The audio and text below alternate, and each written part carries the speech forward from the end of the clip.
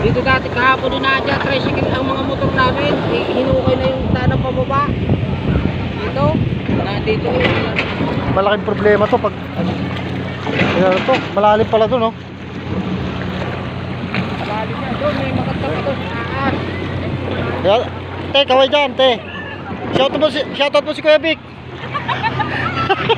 Ang layo pero ang ganda. Oh. Ayan guys, oh, ang linaw.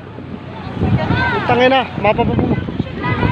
Mamaya. Kundi lang bawal mag, ano, mapapamura ka sa ganda. Oh. Ako yun na maganda. I-edit ko.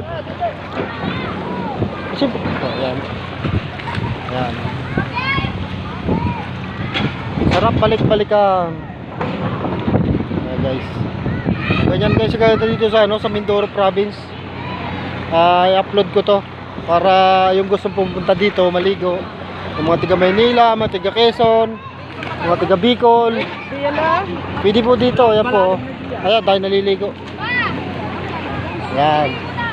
Ayan guys, saya sulit ang gastos pa Mindoro. Ayan po yung kami yun. Ay, kala ko lang sa iyo. Natin mo. Saan ka pa? Sulit ang gastos, sulit ang pamasahe sa barko.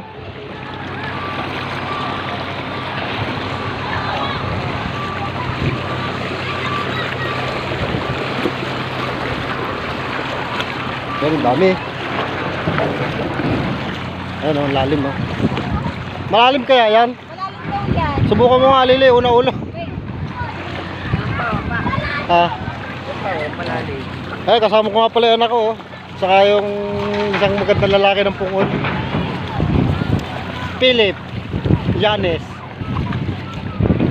So excited na yung mga bata, paliligo, pati yung matanda guys. At saka ito si